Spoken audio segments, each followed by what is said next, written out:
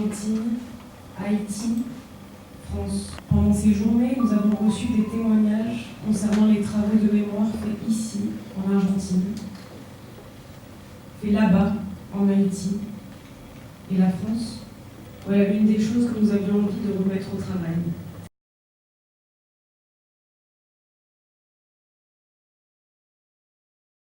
Par rapport à nos mémoires de la France, c'est vrai que nous, on n'a pas tout suivi cette semaine, parce qu'on avait quand même beaucoup de travail pour préparer samedi, mais on s'est plongé, surtout Antoine, parce que moi j'étais un peu plus sur l'Argentine vu que je parle espagnol et que je devais plutôt gérer cette partie-là, mais surtout Antoine, je l'ai quand même un peu accompagné là-dedans. On s'est plongé dans la mémoire de la guerre d'Algérie, qu'on connaît très peu. Moi, je n'ai pas souvenir de l'avoir vraiment étudié à l'école. J'avais une professeure super d'histoire géo au lycée qui nous en a parlé un peu, mais c'était pas dans le programme, pas vraiment. Ou alors c'était un chapitre fait plié en 3 heures et oui, c'est lamentable que ce soit pas abordé. Alors il y a eu une loi récemment dans l'enseignement qui le met de façon facultative au lycée. Donc que ce soit facultatif, en gros il faut choisir entre la Seconde Guerre mondiale et la guerre d'Algérie.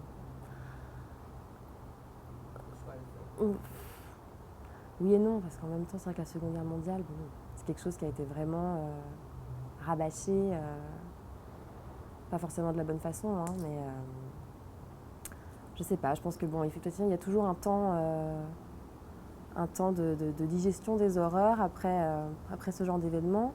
Donc je pense que le travail se met toujours en route plus tard, même si en Argentine, au contraire, eux, ils l'ont fait assez vite. Mais que ce soit pour Haïti, que ce soit pour le Brésil et pour tout un tas d'autres sociétés, il faut quand même un temps de recul. Donc peut-être que ça va se mettre petit à petit en branle, mais c'est clairement ce qui a manqué cette semaine, la voix des Français dans leur gestion de langue. Je pense qu'on est tous d'accord là-dessus. Donc, ce que j'ai trouvé particulièrement intéressant avec l'exemple argentin, c'est qu'il y a un travail de mémoire qui a commencé très tôt, en fait, dès le retour de la démocratie, et que ça s'est organisé à travers différentes associations, organisations, qui ont fait un travail important, mais qui en même temps ne travaillent pas ensemble.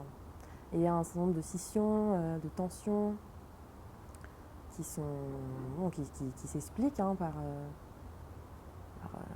toute une série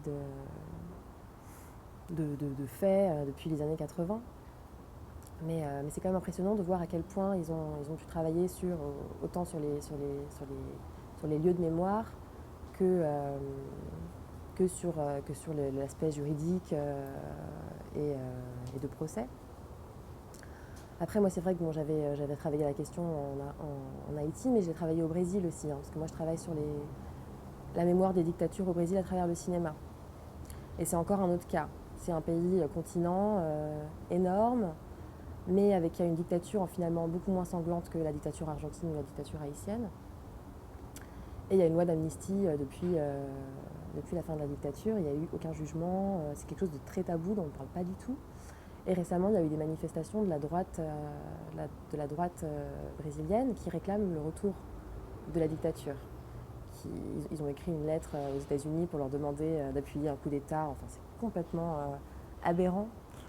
Donc c'est là que se situe vraiment l'urgence de traiter ces questions-là. Donc je trouve ça vraiment intéressant de voir les différents fonctionnements dans différents pays pour voir aussi un peu comment on pourrait amener cette question-là au Brésil. Et moi, j'aimerais bien continuer, poursuivre ce projet et un jour introduire le Brésil aussi.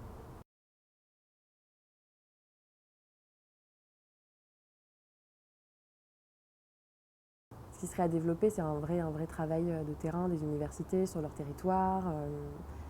Et c'est vrai qu'impliquer les étudiants dans des projets comme celui qu'on a vu à Fatima, c'est super de le faire aussi jeune, en fait, pour qu'ils grandissent et ils se forment dans ce processus.